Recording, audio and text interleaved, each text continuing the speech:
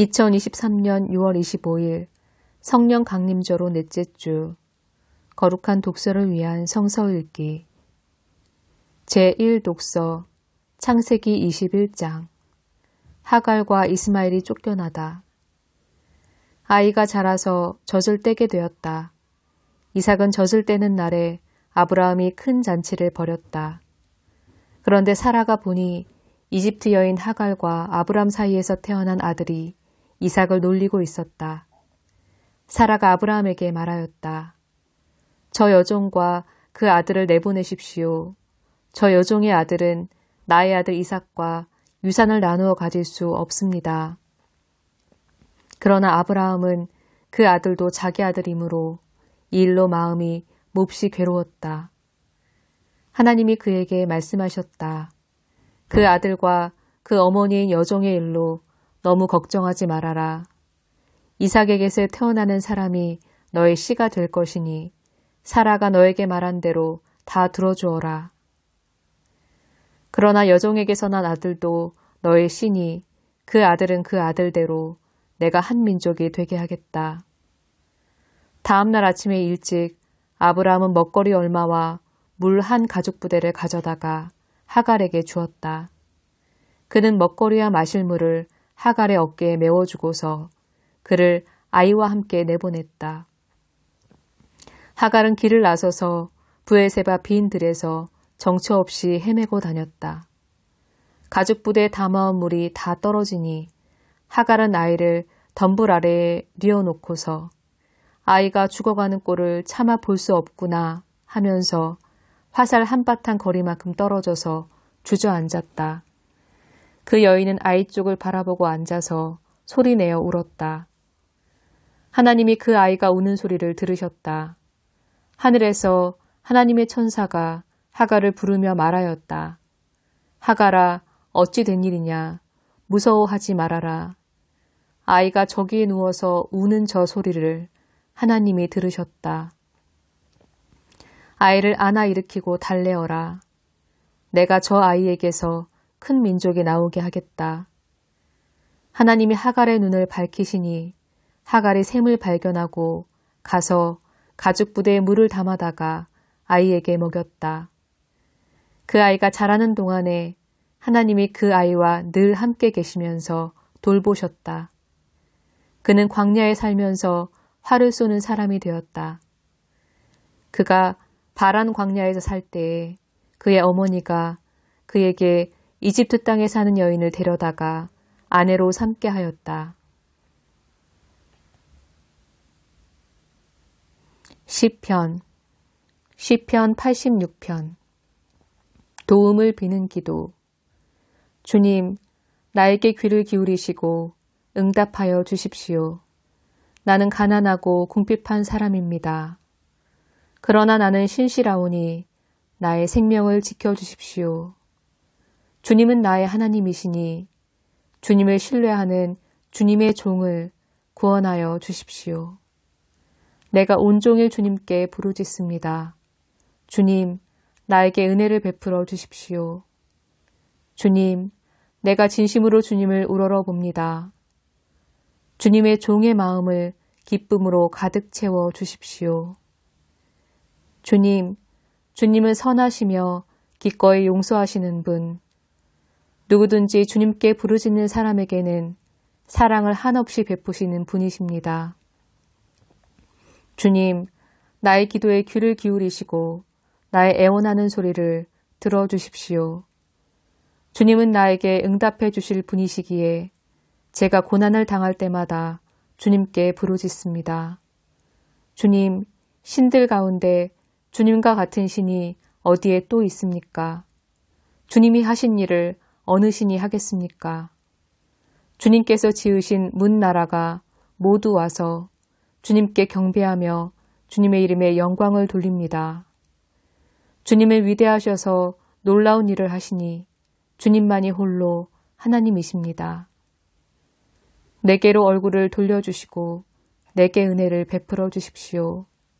주님의 종에게 힘을 주시고 주님께서 거느리신 여종의 아들에게 구원을 베풀어 주십시오.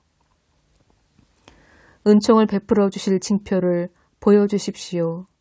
나를 미워하는 자들이 보고 부끄러워할 것입니다. 주님, 주님께서 친히 나를 돕고 위로하셨습니다.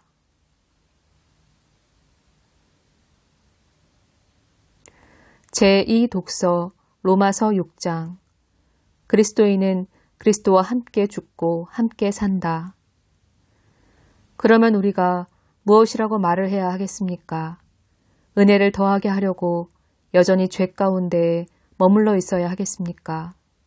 그럴 수 없습니다. 우리는 죄에는 죽은 사람인데 어떻게 죄 가운데서 그대로 살 수 있겠습니까? 세례를 받아 그리스도 예수와 하나가 된 우리는 모두 세례를 받을 때에 그와 함께 죽었다는 것을 여러분은 알지 못합니까? 그러므로 우리는 세례를 통하여 그의 죽으심과 연합함으로써 그와 함께 묻혔던 것입니다. 그것은 그리스도께서 아버지의 영광으로 말미암아 죽은 사람들 가운데서 살아나신 것과 같이 우리도 또한 새 생명 안에서 살아가기 위함입니다. 우리가 그의 죽으심과 같은 죽음을 죽어서 그와 연합하는 사람이 되었으면 우리는 부활에 있어서도 또한 그와 연합하는 사람이 될 것입니다. 우리의 옛사람이 그리스도와 함께 십자가에 달려 죽은 것은 죄의 몸을 멸하여서 우리가 다시는 죄의 노예가 되지 않게 하려는 것임을 우리는 압니다. 죽은 사람은 이미 죄의 세력에서 해방되었습니다. 우리가 그리스도와 함께 죽었으면 그와 함께 우리도 또한 살아날 것임을 믿습니다. 우리가 알기로 그리스도께서는 죽은 사람들 가운데서 살아나셔서 다시는 죽지 않으시며 다시는 죽음이 그를 지배하지 못합니다. 그리스도께서 죽으신 죽음은 죄에 대해서 단번에 죽으신 것이요. 그분이 사시는 삶은 하나님을 위하여 사시는 것입니다. 이와 같이 여러분도 죄에 대해서는 죽은 사람이요. 하나님을 위해서는 그리스도 예수 안에서 살고 있는 사람이라는 것을 알아야 합니다.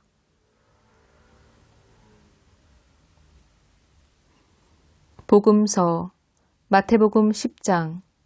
박해를 받을 것이다. 제자가 스승보다 높지 않고 종이 주인보다 높지 않다. 제자가 제 스승만큼 되고 종이 제 주인만큼 되면 충분하다. 그들이 집주인을 바알세불이라고 불렀거든. 하물며 그 집 사람들에게야 얼마나 더 심하겠느냐. 마땅히 두려워하여야 할 분을 두려워하여라. 그러므로 너희는 그들을 두려워하지 말아라.